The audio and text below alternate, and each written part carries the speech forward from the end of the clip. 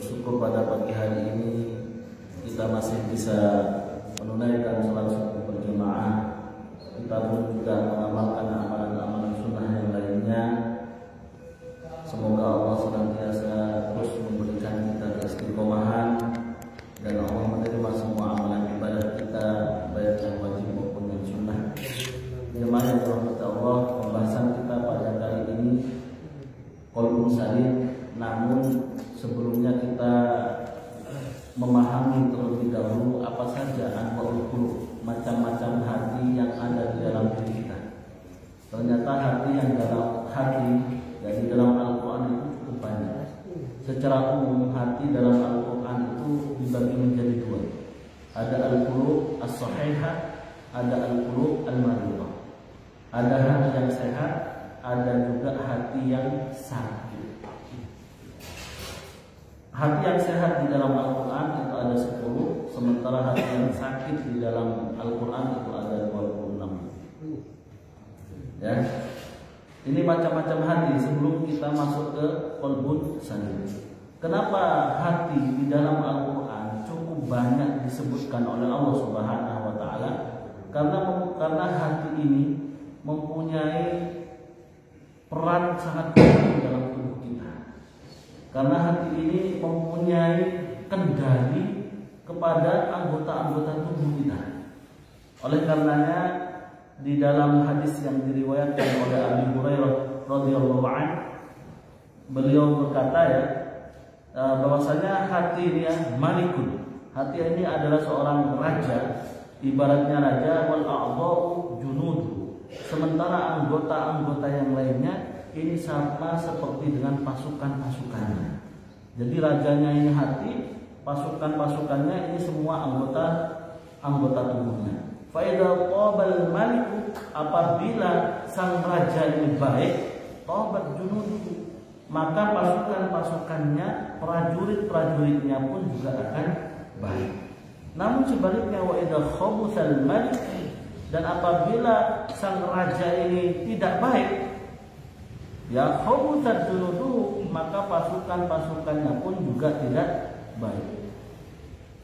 Ini ibarat hati yang di dalam yang dikatakan oleh Abu Hurairah. Dan tentunya makna ini sesuai dengan sabda Rasulullah sallallahu alaihi wasallam di dalam hadis, ya, ala wa inna fil jasadi mudghah. Ketahuilah sesungguhnya di dalam tubuh kita ini ada segumpal darah. Ada segumpal darah, daging, gitu ya. Idza saluhal jasad kullu. Apabila ya segumpal darah itu baik, saluhal jasad kullu, maka semua anggota tubuh kita pun akan baik. Wa idza fasadal jasad kullu, dan apabila segumpal darah tersebut rusak, maka semua anggota kita pun rusak. Ala wahya al-qalbu, ingatlah yang mudghah tersebut itu adalah al-qalb, hati. Ini riwayat yang disepakati oleh Bukhari dan Muslim. Demikian juga dalam hadis la yastaqimu imanu 'abdin, tidaklah keimanan seseorang itu lurus, istiqomah, hatta yastaqimu qalbuhu, sampai hatinya itu lurus. Jadi iman seseorang lurus atau tidaknya, istiqomah atau tidaknya, itu tergantung dari hatinya. Kalau hatinya istiqomah, maka imannya pun juga akan istiqomah. Namun apabila hatinya tidak istiqomah, maka imannya pun juga relatif berubah-ubah. Makanya hati ini menjadi mempunyai kendali yang cukup besar dalam tubuh kita. Dan di antara doa yang paling banyak sekali, ya, doa yang paling banyak sekali dibaca oleh baginda Rasulullah sallallahu alaihi wasallam, di mana saat itu Sahal bin Husaib, ya, bin Husaib ini menanyakan Ummu Salamah, ya Ummul Mukminin, ya Ummul Mukminin, wahai ibu orang mukmin, maka aktsaru doa Rasul, kira-kira doa yang paling banyak Rasulullah baca itu apa?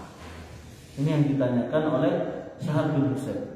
Maka dijawablah oleh Ummu Salamah, ya, kana aktsaru du'aihi ya muqallibal qulub doa yang sering kali dibaca oleh baginda Rasulullah, ya muqallibal qulub tsabbit qalbi 'ala dinik. Ini doa yang paling banyak dibaca oleh Rasulullah. Doanya pendek, ya, kemudian juga mudah dihafal. Eman kalau tidak dibacanya. Ya muqallibal qulub tsabbit qalbi 'ala dinik. Ya muqallibal qulub, wahai zat, wahai Allah yang membolak-balikkan hati, sabit, tetapkan, kokohkan hati ini ala dinik, atas agama. Ini ya doa. Karena Rasulullah sudah memberikan pengumuman kepada umatnya bahwasanya telah ada masa, suatu saat ada masa di mana fitnah itu sama seperti kaki ta'minal, seperti malam yang gelap gulita. Di pagi harinya mukmin, di malam harinya kafir. Di malam harinya mukmin, di pagi harinya kafir. Nauzubillah. Itulah kenapa kita harus banyak berdoa kepada Allah yang muqallibal qulub, karena suatu saat akan tiba masanya fitnah itu sama seperti malam yang gelap gulita, cukup cepat sekali. Ya, seorang mukmin itu berubah identitasnya. Kenapa hal itu terjadi? Ya bi'udinahu bi'ardin dunya, sebab dia menjual agama dengan ya duniawi, dengan kesenangan-kesenangan dunia. Masya Allah. Banyak ya sekarang ini ya. Banyak sekali ya. Tidak memandang bulu. Oleh karena itu Al-Quran menyebutkan asnaf, menyebutkan begitu banyak sekali macam-macam hati dalam Al-Quran. Yang pertama, al-qulubu as-sahih, hati yang sehat, hati yang selamat, ya, hati yang sehat di dalam Al-Quran itu yang pertama adalah al-qalbu al-mutmain, hati yang tenang, hati yang damai. Ya, al-qalbu al-mutmain. Ya, hati yang tenang, hati yang damai. Ini terdapat di dalam surat Ar-Ra'd 28. Ya, surat Ar-Ra'd 28. Alladzina amanu wa tatma'innu qulubuhum. Orang-orang yang beriman, wa tatma'innu qulubuhum, hati mereka itu tenang, damai, ya, tentrem gitu ya. Bizikrillah, sebab zikir kepada Allah Subhanahu wa taala. Ala bizikrillah tatma'innul qulub. Ketahuilah, dengan zikir kepada Allah, mengingat Allah, hati kita pun akan damai. Yang kedua ini al-qalbul munib, hati yang bertaubat, hati yang selalu bertaubat kepada Allah, kembali kepada Allah. Munib, al-munib. Ini terdapat dalam surat Qaf ayat 33. Ya, ayat 33. Man khasyiyar rahmana bil ghaibi wa jaa biqalbin munib. Wa jaa biqalbin munib. Man khasyiyar rahman, ya bil ghaib, seseorang yang takut kepada Allah Subhanahu wa taala bil ghaib. Ya, bil ghaib itu saat dia sendirian, saat dia tidak ada orang di sebelah kanan kirinya. Wajah biqalbin munib, dan dia datang dengan hati yang bertaubat. Munib, kembali kepada Allah Subhanahu wa taala. Kemudian juga ada al-qalbul wajal, hati yang bergetar. Hati yang bergetar ini dalam surat di dalam Al-Qur'an ya. Ini ayat apa ini? Innamal mu'minuna alladzina idza dzukirallahu wajilat qulubuhum itu. Surat apa? Lupa, ketelisut. Wajilat qulubuhum itu di dalam surat Al-Anfal. Dalam surat Al-Anfal ayat 2. Surat Al-Anfal ayat 2. Innamal mu'minuna, sesungguhnya orang-orang beriman, alladzina idza dzikrallah, orang-orang yang pada saat disebutkan nama Allah wajilat, bergetar hatinya. Wajilat qulubuhum. Jadi bergetar hatinya setiap Allah ya, disebut nama Allah itu bergetar. Ada struman rohani. Yang keempat ada al-qalbu as-salim, qalbus salim, Ini yang nantinya kita akan bahas sedikit apa saja alamatul qalbus salim. Tanda-tanda hati yang selamat itu apa saja. Ya, jadi al-qalbus salim ini hati yang bersih, hati yang selamat daripada subhat. Al-qalbus salim hati yang bersih. Ini terdapat dalam surat Asy-Syu'ara 89. Ala illa man atallaha biqalbin salim. Kecuali seseorang yang datang kepada Allah dengan hati yang bersih. Masya Allah, hatinya bersih, gak ada iri, dengki, kemudian juga gak ada syubhat, ya, tidak ada penyakit di dalamnya, bersih hatinya. Sebagaimana sahabat yang saat itu Rasulullah mengatakan kepada sahabat yang lainnya, bentar lagi dari pintu ini kalian akan melihat seseorang min ahlil jannah, dia termasuk di antara penghuni surga. Ternyata orangnya sangat sederhana penampilannya, dia pun tidak cukup populer di kalangan sahabat. Namun perhatikan apa yang membuat dia masuk ke dalam surga. Setiap kali hendak istirahat, dia memaafkan setiap orang-orang yang mendzalimi, sabsuh, melapangkan dadanya. Ini al-qalbu as-salim. Kemudian juga al-qalbul layyin, hati yang lembut hatinya, masya Allah. Ya, selembut apa ini? Selembut salju, ya. Masya Allah. Hatinya lembut. Ini terdapat dalam surat Az-Zumar 23. Surat Az-Zumar 23, Allahu nazzala ahsanal hadits kitaban mutasyabihan. Allah lah yang menurunkan sebaik-baiknya hadis, sebaik-baiknya ucapan. Dan kitaban yang berupa kitab mutasyabih, ya. Masanya taksyairu minhu juludul ladzina yakhshawna. Mutasyabih yang mutasyabihat, ya. Masani yang diulang-ulang, taksyairu minhu, bergetar dari pada hadis atau kitab mutasyabih ini, juludul ladzina yakhshawna rabbahum, kulit orang-orang yang takut kepada Allah. Tsumma talinu juluduhum, kemudian julud, ya, kulit mereka itu lembut, ya, wa qulubuhum, dan hati mereka pun juga lembut. Ila dzikrillah. Jadi subhanallah, ya, setiap kali mereka mendengarkan Al-Qur'an, ya, menyimak Al-Qur'an, mereka itu merinding gitu. Kulit-kulitnya itu merinding. Ya, merinding. Hatinya pun juga demikian sama. Setelah merinding, lembut. Makanya Al-Quran itu termasuk di antara adab-adabnya itu setiap kali membaca kalimat yang terdapat di dalam Al-Quran, apabila kita bertemu dengan ayat-ayat azab, ya, ayat-ayat siksaan tentang neraka, itu merinding. Ya, pada saat bertemu dengan ayat-ayat yang membicarakan tentang surga, itu lembut hatinya, ya, jadi senang. Itulah hebatnya Al-Quran. Al-Quran itu mampu membuat seseorang menangis dan mampu membuat seseorang, ya, bahagia, membuat, ya, tergantung jenengan. Dan juga ada beberapa orang yang menjadikan Al-Quran itu juga mahabbah. Mahabbah itu, ya, pemikat. Ana wong macam-macam diwacain sumumbuk mun umum kaum la yusirun. Tak melihat dia. Jadi Al-Quran ini bisa saja digunakan untuk apa saja, tergantung niatannya. Jika dia, makanya Al-Quran itu di dalam beberapa riwayat, ya, jadi hujjatun laka au alaika. Ya, jadi Al-Quran ini bisa bermanfaat untukmu dan bisa membahayakanmu.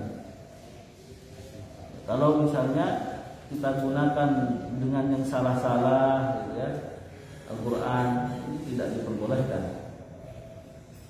Selain itu juga ada Al-Qalbur Rahim Ar-Rauf, hati yang lemah lembut, hati yang penyayang, ya, hati yang penyayang dan hati yang santun. Penyayang, dan ada kan orang-orang yang ada hatinya cuma disentuh sedikit nangis. Ada yang penyayang sekali hatinya seseorang dan penyantun, gitu. Ini di dalam Al-Qur'an ya, wa ja'alna fi qulubil ladzina tabauhu ra'fatan wa rahmah. Ayat berapa ini, Pak? Ya, ra'fatan wa rahmah ini. Coba. Ada yang tahu ra'fatan wa rahmah? Ra'fatan wa rahmah. Di dalam surat Al-Hadid ya, di dalam surat Al-Hadid ayat 27. Surat Al-Hadid ayat 27. Jadi di sini Allah katakan ya, Allah berfirman di sini, wa ja'alna fi qulubil ladzina tabauh, dan kami jadikan hati orang-orang yang mengikutinya ra'fah. Ra'fah itu rauf ya, penyantun, rahmatan dan penyayang. Penyayang. Seperti halnya kalau dalam Islam cerita orang yang memberikan minuman kepada anjing, kemudian juga ada orang yang mengurung atau menahan kucing untuk tidak makan di luar. Itu kan salah satu gambaran umum bentuk hati seseorang di realita kita. Ada juga hati al-qalbul khasyi', hati yang khusyuk. Khusyuk banget ya. Apakah itu baca Al-Qur'an, apakah saat sholat. Saya dulu pas saat di Jakarta itu, Pak, ada salah satu dosen saya itu, entah sholat jahar maupun sir, kalau sholat itu nangis. Kok bisa? Awak dewe ingin nangis, dijewet isik baru nangis. Itu nangis, baru takbir nangis. Masalah dengan mudahnya gitu. Dengan mudahnya dia nangis. Sementara kita mau nangis saja harus mikir utang akeh, ya, baru nangis. Mau nangis mikir masalah yang berat baru nangis.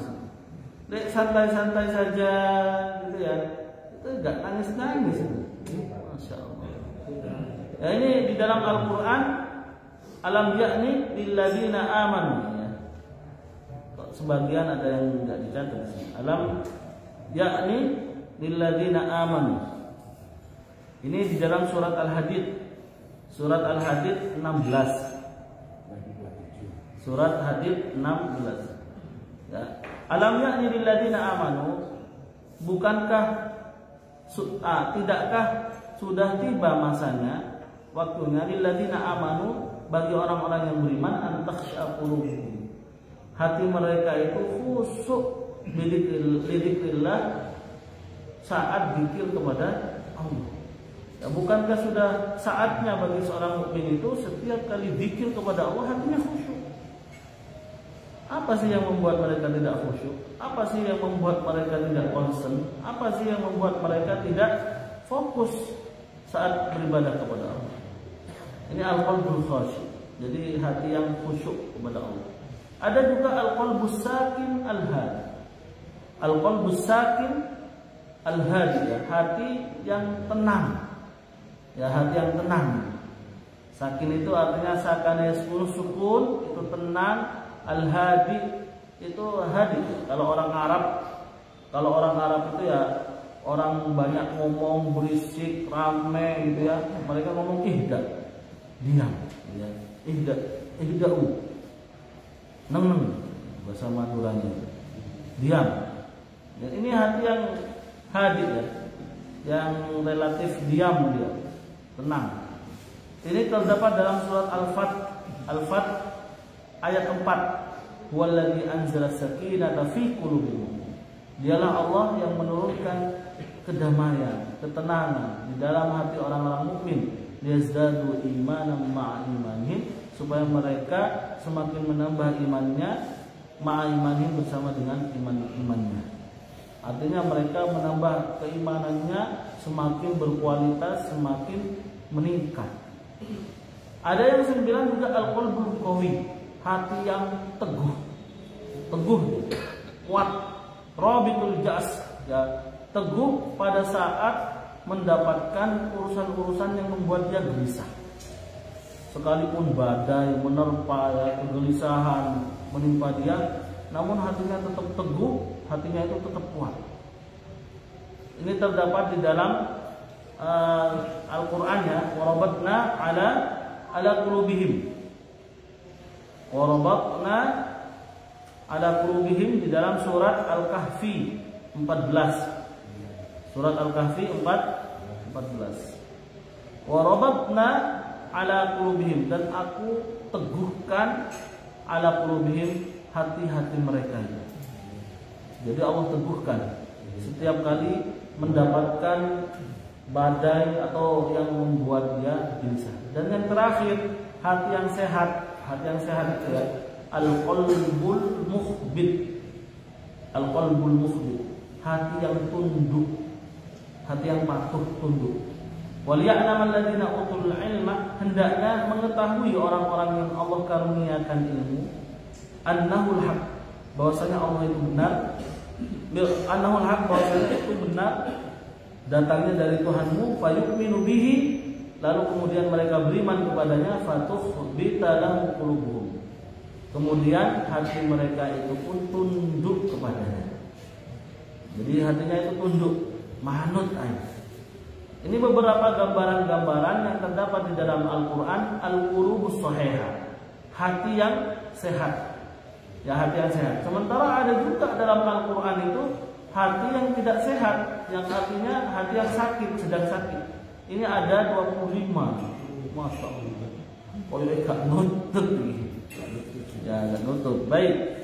Ya, cukup hati yang sehat saja. Tinggal kita mengaca, kita ini termasuk hati yang mana? Ya, termasuk mempunyai hati yang mana dari sekian 10. Tetapi jamaah yang dirahmati Allah, dari sekian banyak hati itu Allah menegaskan kembali kepada kita akan pentingnya al-qalbu al-salim, hati yang selamat. Jadi hati yang bersih. Hati yang bersih di dalam beberapa penjelasan disebutkan mempunyai banyak ciri-ciri. Ciri-ciri hati yang selamat itu, yang pertama, as-salamatu minasyubhat wasyahwat. Selamat dari banyak keraguan-keraguan dan selamat dari syahwat. Jadi sekalipun syahwatnya kepada urusan-urusan duniawi maupun syahwatnya kepada hal-hal yang menjerumuskan dia di dunia, dia tidak memperdulikannya. Atau syubhat. Syubhat itu urusan-urusan yang meragukan. Ini selamat ya, hatinya dari syubhat. Ini selamat, demikian juga dari syahwat. Kemudian juga kalau syubhat, nah di sini Ibnu Qayyim bagus ini ya. Jadi Ibnu Qayyim mengatakan cukup bagus sekali kalimat yang beliau sampaikan. Wala yatimu lahu salamatuhu, katanya ya. Jadi hati itu tidak akan bersih apabila selamat dari 5 hal. Jadi hati kita itu bisa dikatakan bersih, kata Ibnu Qayyim, apabila selamat dari 5. Yang pertama, min syirkin, selamat dari kemusyrikan, yunaqidu tauhid, yang bertentangan dengan tauhid. Yang kedua, selamat dari bid'ah, tukhalifu as-sunnah, yang bertentangan dengan hadis. Ya, yang ketiga, syahwat, tukhaliful amrah, yang bertentangan dengan perintah Allah. Kalau syahwat ini inna nafsal ammaratu bisu. Nafsu itu senantiasa terus-menerus mengajak kita untuk melakukan keburukan, untuk selalu menentang perintah Allah. Dan yang keempat, ghaflah, kelalaian, tunaqidu az-zikrah, yang bertentangan dengan zikir. Dan yang wahwa yunaqid, dan wahawa ya, dan yang terakhir 5, hawa nafsu yunaqidu al-ikhlas. Dan hawa nafsu yang bertentangan dengan ikhlas. Jadi 5 ini, kalau hati kita sudah terbebas, selamat, jauh dari 5 perkara, maka itu dianggap hati yang bersih. Dari syirik, dari bid'ah, dari syahwat, dari kelalaian, dan juga dari hawa, keinginan buruk. Kedua, di antara ciri-ciri lain dari al-qalbus salim, al-idbaru anid dunya, berpaling dari orientasi duniawi kepada orientasi ukhrawi. Jadi meskipun dia bekerja yang sifatnya duniawi, namun orientasinya akhirat. Ad-dunya mazra'atul akhirat. Dunia ini adalah investasi untuk akhirat. Nah, ini hati yang bersih, qalbun salim itu tanda yang kedua al-idbar anid dunya. Dia berpaling dari orientasi duniawi dan dia orientasinya ke akhirat. Yang ketiga, tanda lain daripada al-qalbus salim, salamatus sadar minal ghilli wal habbi. Ya, salamatus sadar, hatinya ini selamat dari unek-unek dan dengki. Jadi tidak pernah punya rasa benci, rasa dengki atau rasa unek-unek. Makanya Rasulullah SAW berkata dalam hadis, ayyun nasi afdal. Kira-kira manusia yang paling baik itu siapa ya Rasul? Maka Rasulullah mengatakan, kullu mahmumil qalbi. Semua orang yang hatinya itu mahmum. Saduqul lisan, yang selalu jujur lisannya. Lalu para sahabat pun bertanya, saduqul lisan, orang yang jujur lisannya, kami mengetahui ya Rasul. Kami tahu. Sama mahmumul qalbi. Lalu yang hatinya mahmum itu seperti apa? Maka Rasulullah menjawab, at-taqiyyu, hati yang bertakwa, an-naqiyyu, dan hati yang bersih. La ithma fihi, tidak ada dosa di dalamnya, tidak ada kezaliman di dalamnya, dan tidak ada dengki, unek-unek di dalamnya, dan tidak ada rasa dengki di dalamnya. Itulah mahmumul qalb. Wangil tenanan. Angel, masya Allah. Ya memang kayak gitu. Makanya kecuali orang-orang yang datang kepada Allah dengan hati yang selamat, hati yang bersih. Masya Allah. Dan kita berusaha lah. Yang keempat di antara tanda-tanda hati yang selamat ini al-firaq ila Allah. Senantiasa lari kepada Allah. Ya, senantiasa lari kepada Allah dan meninggalkan maksiat. Ya, dan meninggalkan maksiat. Yang kelima, mujalasatu man yudzakiru al-akhirah. Senantiasa berteman dengan seseorang yang selalu mengingatkannya akhirat. Jadi dia berteman dengan orang-orang yang selalu mengingatkan tentang akhirat dan memotivasi dia untuk mengamalkan amalan surga, mendorong dia, memotivasi dia untuk masuk surga. Dan yang terakhir al-musalamah wal musakanah. Yang musalamah itu artinya dia itu orang lain merasa selamat gitu ya. Orang lain merasa selamat dari ucapannya, tangannya, lalu kemudian mereka juga merasa tenang. Baik, itu beberapa tanda-tanda ciri-ciri hati yang selamat. Kita mengaca dari ciri-ciri itu apakah hati kita ini termasuk qalbun salim ataukah termasuk hati yang mana dari sekian yang kita jelaskan. Apa termasuk hati yang sakit? Wallahu a'lam. Baik, itu saja yang bisa kami sampaikan. Terima kasih Ustaz. Itulah hadirin pembahasan tema ini tentang qalbun salim, hati yang selamat. Mari kita sambung dengan sesi tanya jawab.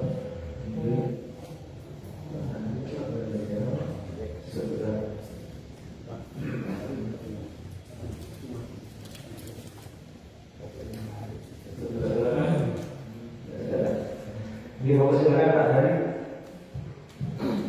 dan Pak dan beliau. Butuh yang ke-10 Ustaz. Hati yang tunduk pada Allah itu di surat apa? Yang 10. Surat apa ya? Kalau yang tunduk itu ya? Itu surat Al-Hajj 54. Belum disebutkan barusan. Surat Al-Hajj 54. Masih ada yang ditanyakan? Silakan Pak Beliau.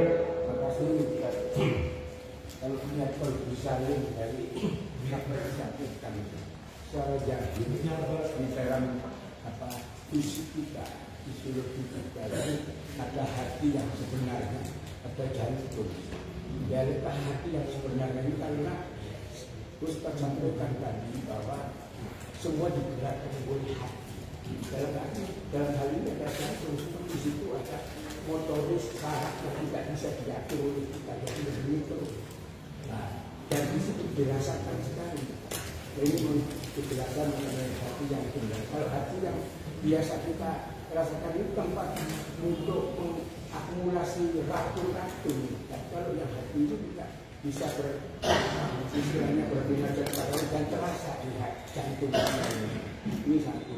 Ya kemudian yang disampaikan Ustaz tadi bahwa sampai ada tingkatan sampai 25 tingkatan sampai bisa dilihat. Nah, dari situ kita mengacu atau merujuk kepada Rasulullah.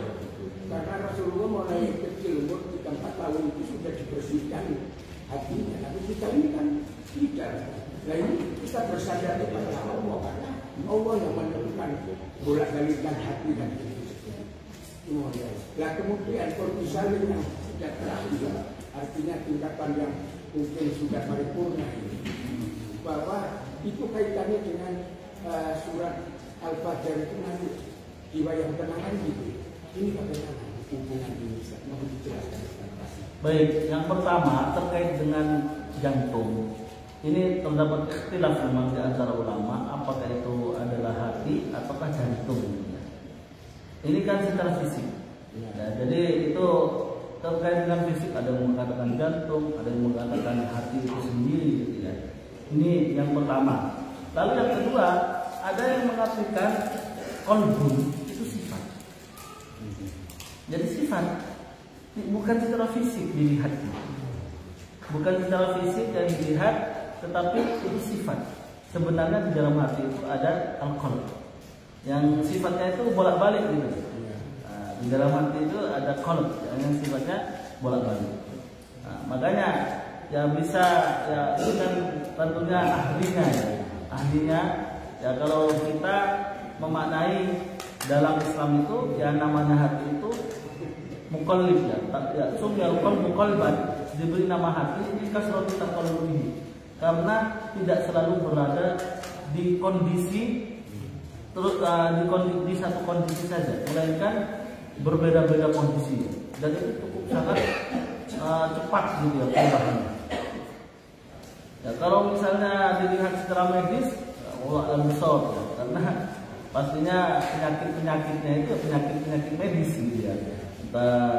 Yang lainnya ya ala kulli hal terkait dengan hati, entah itu tempat dan lain sebagainya ya, terkait dengan tempat itu terdapat perbedaan, ada yang mengatakan jantung dan ada yang mengatakan hati itu sendiri, tetapi ulama sepakat terutama mayoritas yang dimaksud dalam hadis di dalam tubuh kita itu ada al-qalb, al-qalb itu dimaksud adalah sifat yang bolak-balik. Makanya di pagi harinya mukmin, di malam harinya sudah kafir. Di malam harinya kafir, di pagi harinya mukmin.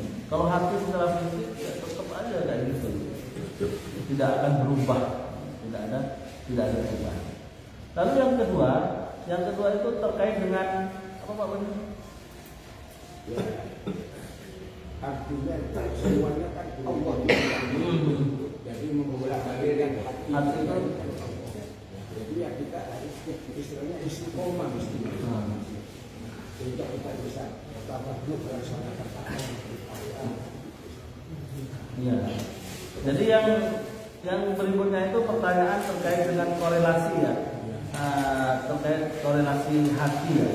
Jadi bahwasanya hati di dalam Islam itu kan sebagaimana hadis Rasulullah SAW itu kan banyak sekali ya, macam-macamnya. Ada yang hati yang sudah tingkatan tinggi ya. Tingkatan tinggi itu qalbun salim. Makanya ulama sepakat dari sekian banyak jenis macam hati, maka yang paling penting itu hati yang bersih. Kenapa demikian? Karena setiap kita kelak di yaumul kiamat akan bertemu dengan Allah dengan hati yang bersih. Sementara kalau hatinya tidak bersih, ya sudah. Ya, hati yang tidak bersih tidak bakalan bertemu dengan Allah. Misalnya kan barusan bersih tidaknya hati itu harus selamat dari 5, dari kemusyrikan, dari bid'ah, dari apa lagi? Dari hawa nafsu, terus kemudian juga dari apa? Dari kemusyrikan. Ada 5 ya. Ada 5 barusan itu yang dianggap hati bersih atau tidaknya. Kalau sudah selamat dari 5 hal ini, maka hati itu bersih. Kemudian di masa kecilnya Rasulullah itu sudah mulai dibersihkan hatinya, kata Pak Bunda. Ya, memang mulai sejak kecil itu menunjukkan ahamiyatul qalb, pentingnya hati. Makanya Rasulullah saat hatinya dibersihkan, Allah ganti hati tersebut dengan keimanan, dengan sifat-sifat yang baik, dengan santun, dengan lemah lembut. Pokoknya semua jenis hati kayaknya ada di situ guys. Jadi makanya Rasulullah setiap kali dizalimi, sekalipun dilempari batu, malaikat sudah menawarkan diri untuk mengangkat 2 gunung yang ada di Mekah untuk dijatuhkan kepada penduduk Taif. Namun hal ini tidak membuat Rasulullah marah. Jangan, barangkali di antara mereka itu, saya hanya memohon di antara mereka, anak-anak cucu mereka itu ada yang memeluk agama Islam. Masya Allah, sangat luar biasa. Kalau kita ingin menggambarkan 10 hati ini semuanya berada dan dicontohkan oleh baginda Rasulullah. Lemah lembutnya, penyantunnya, khusyuknya, terus kemudian juga tunduknya. Ya, kemudian Rasulullah itminannya, tenang hatinya. Saat di Gua Hira itu, ya Rasulullah sama sekali tidak pernah takut. Sementara Umar, ya, Abu Bakar, gimana kalau mereka melihat la tahzan? Ya, seperti itu Bapak. Benar Pak? Ya itu terakhir itu Salim itu. Gimana? Dengan surat Al-Fajar terakhir itu. Di mana itu surat Al-Fajar? Oh, ya ayyuhan nafsul mutmainnah irji'i ila rabbika radiyatan mardiyah. Ya ayyuhan nafsul mutmainnah. Nafsu di situ. Ya, jadi nafsu itu nafsu. Jadi nanti ada pembahasannya, ada nafsu ammarah beda dengan hati. Jadi nafsu mutmainnah, ada nafsu ammarah, ada nafsu apa lagi? Yang ketiga itu? Hah? Ada 3. Apa? Ada nafsu lawwam. 3. Jadi kalau nafsu itu nafsu Pak, ya bukan hati. Jadi nafsu dengan kalau hati ini ya, kalau nafsu ini menjadi tunggangan. Jadi menjadi tunggangan setan untuk senantiasa mengganggu manusia melakukan banyak kemaksiatan dan dosa. Ya, sementara kalau hati ini ya, tempat, bukan sarana, bukan wasail. Ya, bukan sarana atau alat untuk menjerumuskan seseorang. Makanya nafsu kan ada penjelasannya itu ya. Nafsu Allah taruh di tempat yang paling panas sekian ratus ribu tahun, tapi gak mempan. Nafsu kemudian ditaruh di dalam tempat yang paling dingin sekian ratus ribu tahun, gak mempan bisa. Akhirnya nafsu itu oleh Allah Subhanahu Wa Taala tidak diberikan makanan, minuman, ya barulah dia mengakui dan mau mengatakan Allah sebagai Tuhannya. Itu nafsu. Dan nafsu kita itu akan lemah, akan lemes jika tidak diberi makanan, tidak diberi minuman ya. Dan untuk potensi untuk melakukan kesalahan itu sedikit kecil. Sama seperti di bulan puasa kan males sih. Kalau setelah ini maksiat males, soalnya diri kita lemes. Iya. Tadi kayak makanan. Baik. Dari